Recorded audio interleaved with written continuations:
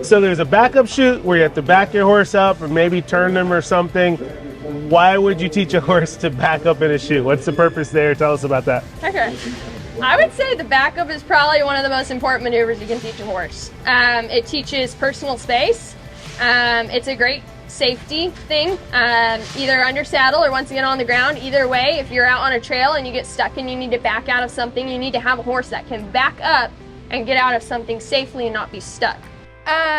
So when we had gotten to the backup, I think it was just really overwhelming. There was so many poles, and there were like plastic flowers in the middle, and she wasn't scared of anything, but she didn't quite like understand what I was asking her to do. So we didn't have a very clean backup chute, unfortunately.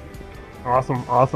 What would so for example, like when you found that she was struggling, like kind of how did you handle that? Were you like, well, just it is what it is, or kind of what did you try to save it? Like, tell us a little bit about what was going on. I kept working at it. I was honestly laughing because I expected better, but I was like, it is what it is. We're here. That's the important part. And we're going to do dumb stuff. And even our horses are silly and we don't set them up properly. And so I was kind of laughing at, the whole thing.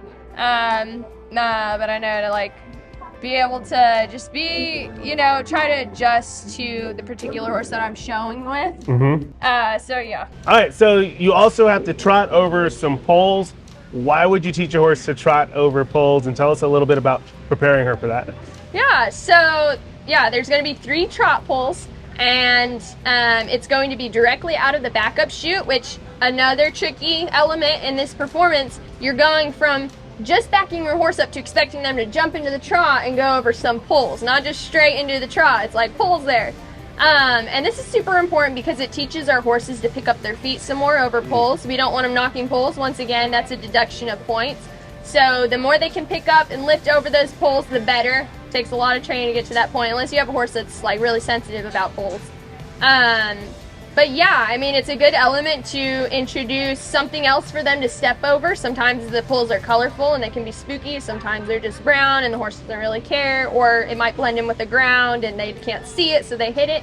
And it's also a great introduction to jumping. So if you're training your horse to jump, you want to make sure they're good at crossing poles without hitting them or moving them over. So yeah, we're going to trot directly from the backup chute over the poles, and we're looking for a clean trot over all 3 of them and hopefully no knocking.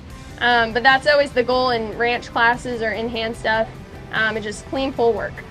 What advice would you give to somebody at home who wants to teach their horse how to trot over poles? Like, is there certain steps or an approach that you would take to teach that horse? I normally make sure first my horse is good at trotting in hand, and also trotting on the lunge line. So I want to be able to send my horse out around me at a trot and have that nice and fluid, and also do it in hand.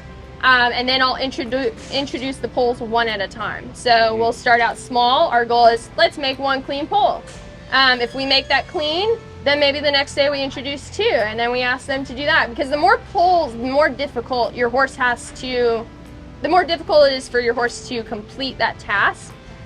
Because they're like, oh, I don't want to step on that one, but there's one in front of me, and then they have to keep thinking forward, don't walk, but also don't hit.